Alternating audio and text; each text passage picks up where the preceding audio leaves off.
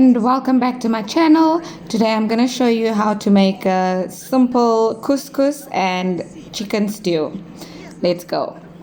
So first off, start by washing your chicken and then putting it in your pot with a bit of oil, raw as it is, and then just a bit of spices, and then just let it fry off until it's almost ready.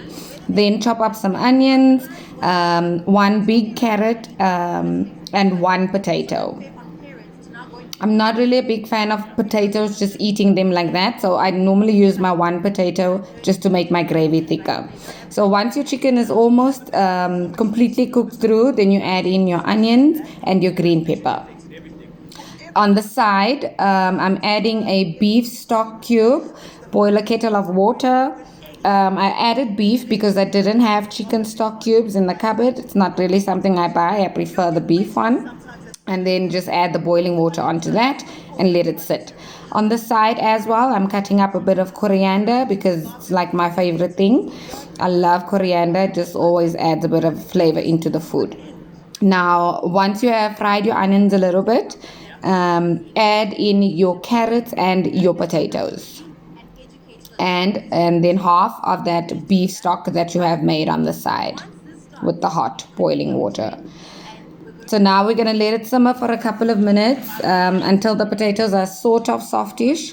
Add in ground black pepper, the pepper granules, and then I'm also adding Raja spice. Because it's a stew, I'm not adding any hectic curry powder for any sort of flame in the mouth, you know.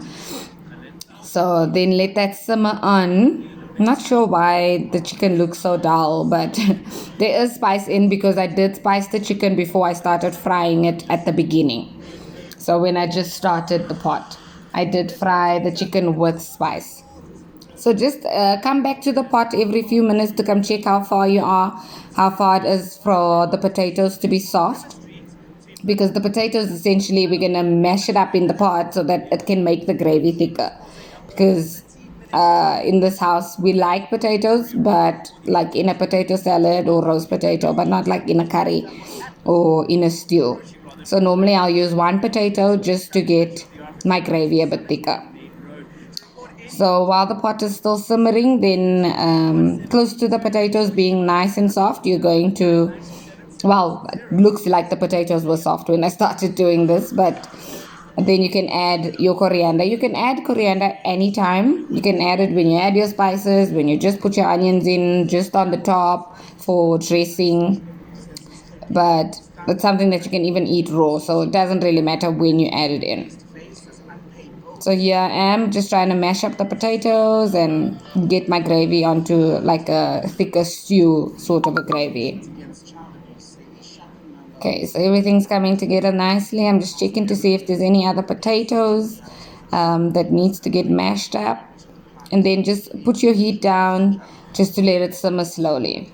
So now I'm going to make my couscous, which is more of a replacement for rice when I'm lazy. So they have nice flavors and they come in these boxes. So the one was almost finished and it wasn't enough for myself and my daughter because it's just the two of us that eat this thing sometimes. And then on the side just boil a kettle. So normally with couscous, if there's like 3 or 4 of you guys eating, about a cup would be enough to serve a full family because it grows a lot, so it doubles in size. So you guys will see now how it goes. So please go ahead and subscribe to my channel and like my content. I will be trying to post every week at least 2 or 3 videos. But keep watching because I'm going to try and be as consistent as possible. So just chuck that into a nice sized bowl. I'm going to add a bit of salt to this. You can also add a bit of butter if you want to. You can try add your own spice if you want to, just to give it a bit more flavor. So I'm just adding a bit of salt. So this is more like a rice replacement. It's a very versatile thing that you can use. You can add veggies. You can turn it into like a spicy rice with stir fry chicken and stuff like that, because it's very, very versatile.